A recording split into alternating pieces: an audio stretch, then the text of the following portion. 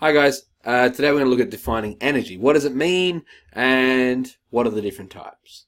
So our learning goal today is that we want to be able to define energy. It's a really amorphous word. It's got lots of different meanings. A lot of people, like a lot of hippies, use the word energy, and what they mean up is made up nonsense. So there's a lot of different versions out of it. It's a really tough one for people to define in a very specific way. However, by the end of this, hopefully, you'll be able to describe what energy is to a person in a very specific way, particularly when we're talking about physics.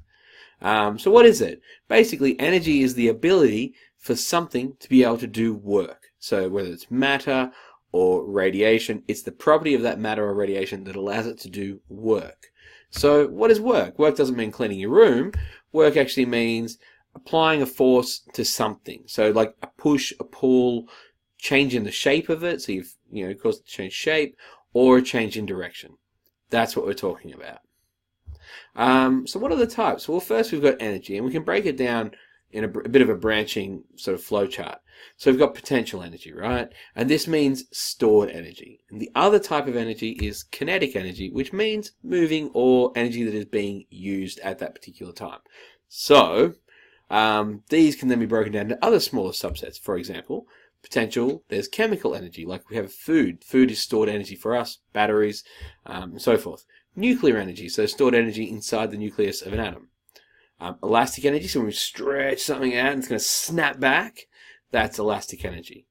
And gravitational energy, so when we hold something up really high, it'll then drop down, and that's if you let go, you stop, so then it'll release the energy that's stored as you've lifted it up. Kinetic, well, there's motion. That's pretty straightforward. There's thermal energy, or what we call heat. So heat energy is really interesting, actually.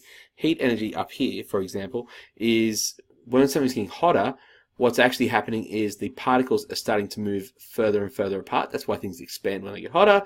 And it's also why the thermometer, the alcohol or mercury in the thermometer expands upwards. So particles start to move more, and that's another type of motion energy or kinetic energy. Sound is a moving energy. And then there's electromagnetic radiation or light.